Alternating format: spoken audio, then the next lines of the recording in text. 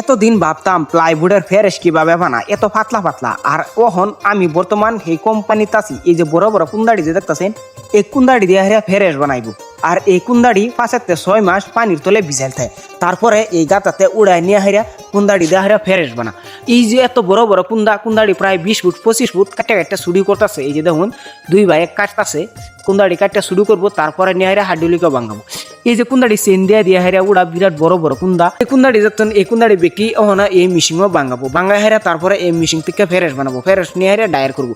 এই যে দেখতে পারছেন, এই যে এনো রাউন্ড করতেছে কুন্দাড়ি, এই রাউন্ড করতেছে আর হেমুক দাদা কিন্তু ফেরেশ হইয়া পাতলা হইয়া ফেরেশ এই যে বাইরেতেছে। এই যে দুই ভাইয়ে এনো দেখতেছেন, এক ভাইয়া মানে ঠাইসা বহাইতেছে ফেরেশটি, আর এই যে এনো ফেরেশটি মানে ঝুঁকে 4 ফুট করে কাটতেছে, আর হেনো সামনে ডায়ার আছে, ফেরেশটি ডায়ার করতেছে। আর এত যে ফেরেশ বানা ডেইলি প্রায় একটা করে বড় বড় এই যে পাঞ্জাবি লুট চাইতেছে। এই যে দেখতেছুন, এর একটা গাড়ি লুট করতে 8 জন মানুষের লুট করে সারাটা দিন লাগে ফেরেশ লুট করা। এই যে দেখতেছুন যে লুট করতেছে। আর এহানো লুট করার বাদ দাও, ফেরেশ কোম্পানির বাদ দাও, এনো ব্লক বুট বানা। এই যে হাড্ডুলিকে এনো পালাঙ্গা লয়ে যেতেছে, এদিনে সাম্বার রাখবো, ব্লক বুট আনবো। আর এখান থেকে এই যে ফেরেশ বানানির বাদে যা কিছু কুরবারেও এই কুরদা আবারই এহানো প্লাইউড বানা।